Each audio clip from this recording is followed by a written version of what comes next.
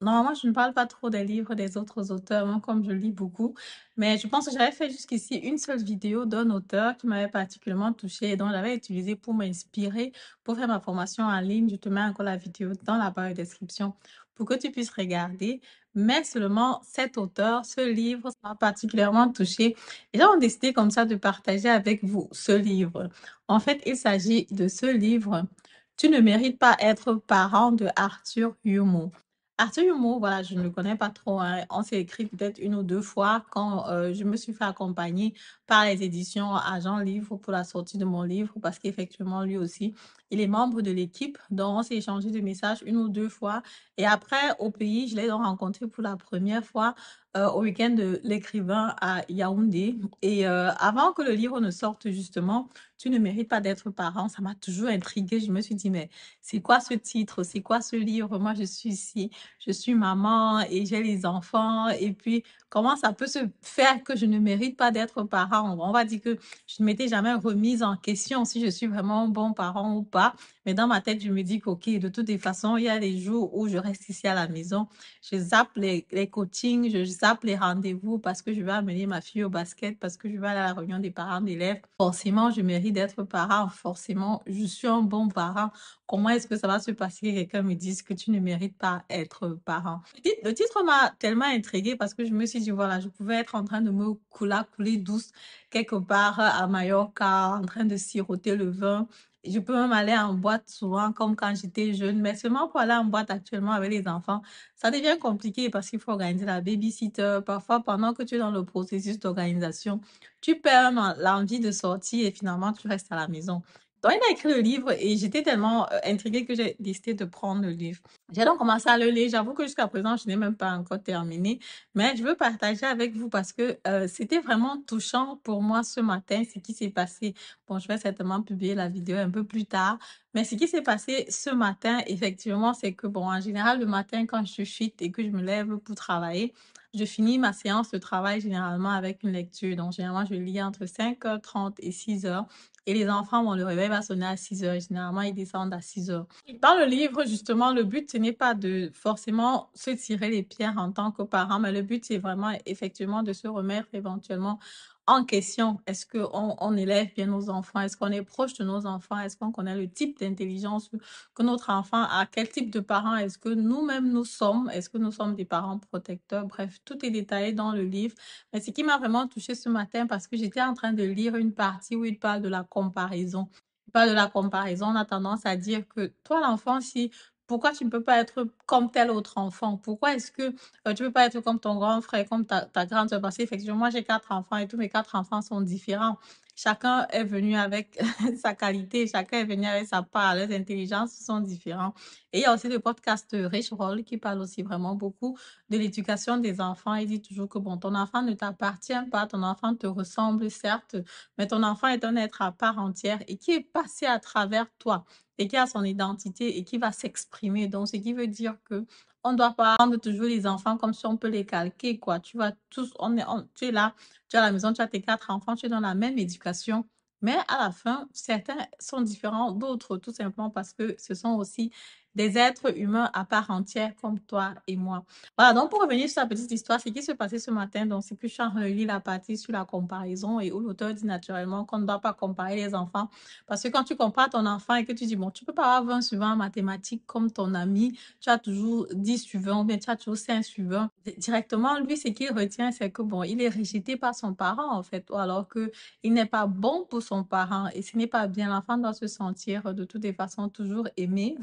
C'est un exercice qui est vraiment difficile parce que aussi quand l'auteur dit que bon, l'enfant doit se sentir aimé même s'il fait de mauvaises choses. En tant que parent, nous tous on connaît qu'il y a des situations où l'enfant fait un truc où tu te dis que où tu n'arrives pas vraiment à lui montrer en ce moment-là l'amour que tu as pour lui parce qu'effectivement ça gaffe à une hauteur où tu es hors de toi, quoi. Naturellement, ça ne veut pas dire qu'on doit laisser l'enfant faire ce qu'il veut, mais lui montrer que, voilà, ce que tu as fait n'est pas bien. Tu vas certainement être puni par rapport à ça, mais ça n'empêche en rien l'amour que je porte pour toi.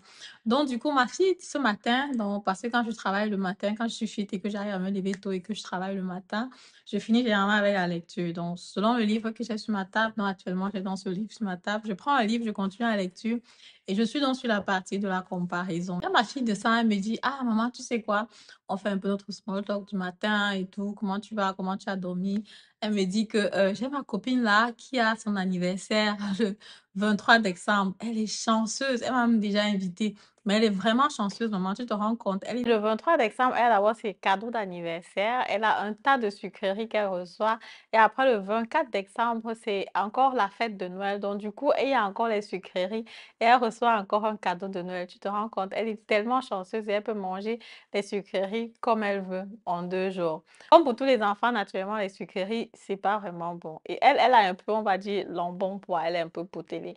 Donc, avec les sucreries, pour elle, il faut quand même regarder de façon conséquente. Donc, du coup, on ne lui permet pas vraiment de prendre les sucreries tout le temps et n'importe comment. Et quand elle me dit ça et que je lui dis, oui, mais ta copine, elle est mince. Du coup, elle a compris le message que je voulais lui envoyer. Que bon, ta copine est mince, elle peut se permettre ça, mais toi, tu es un peu costaud, tu ne peux pas te permettre ça. Elle m'a foudroyé du regard. Là où je me rends compte que, mais tiens, j'étais en train de lire dans le livre qu'il ne faut pas comparer les enfants entre eux. Et je me rends compte qu'il faut que je me rattrape. J'essaie donc de me rattraper. Ça peut endommager tes dents quand tu manges plus de sucreries. Et directement, j'ai pensé à ce que l'auteur dit. C'est mieux de comparer l'enfant à ce qu'il a fait aujourd'hui de bien comparé à ce qu'il faisait hier. Là, ça fait déjà quelques jours que tu n'as pas pris de sucreries et tu vois, tu te sens bien, il n'y a pas de souci par rapport à ça. Ou bien, elle me dit effectivement, il n'y a pas de souci par rapport à ça. Je lui dis top là, elle top là. Et puis bon, heureusement, avec les enfants, ça passe aussi vite. Mais cette comparaison-là, ce petit faux pas-là, même si j'ai essayé de me rattraper, il est quand même là. Et je pense que c'est quelque chose qu'on fait en tant que parent, même inconsciemment, parce que bon, normalement, la comparaison, dans ce sens ici, c'est pour améliorer l'enfant, mais ça peut être vu comme, voilà, comme négatif, quoi. Parce que si tu viens sur ma chaîne et que tu dis, mais Madeleine, depuis que tu fais les vidéos, là, tu as seulement 1140 abonnés. Il y a les gens que depuis là, ils ont déjà plus de 2000 abonnés. Qu'est-ce que toi, tu fais sur YouTube là depuis? C'est clair que c'est une information qui ne va pas trop me plaire. Et je profite pour demander à tous ceux qui n'ont pas abonné sur ma chaîne, abonnez-vous. Vous attendez quoi? Parce qu'effectivement, la dernière fois que j'ai regardé les chiffres, je pense qu'il y avait encore un truc comme 50% de personnes qui regardent les vidéos et qui ne sont pas abonnées. Abonnez-vous, ça ne coûte rien et ça fait plaisir. Donc, je recommande tout simplement ce livre à toutes les personnes qui sont parents, toutes les personnes qui veulent être parents, parce qu'effectivement, ça permet tout simplement de te remettre en question. Je crois que ce n'est pas trop une question de si tu mérites d'être parent ou pas. Parmi mes enfants, il y a des enfants qu'on a planifiés, il y a des enfants qui ont dit que je suis là, piang, soit tu acceptes, soit tu refuses. Donc, du coup, voilà, il n'y a pas eu vraiment trop de réflexion avant, quoi. Mais après, si tu as la possibilité de le faire, pourquoi pas? Si aujourd'hui tu es déjà parent, c'est bien de se refléter de temps en temps dans son rôle de parent et regarder est-ce qu'on est vraiment en train de bien jouer notre rôle.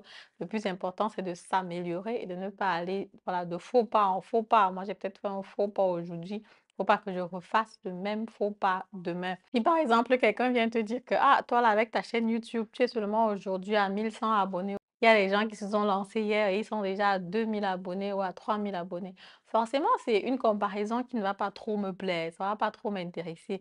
Je profite justement pour demander aux personnes qui ne sont pas encore abonnées à ma chaîne de s'abonner. Qu'est-ce que vous attendez pour vous abonner? Jusqu'à présent, je remarque toujours qu'il y a plusieurs personnes qui regardent les vidéos.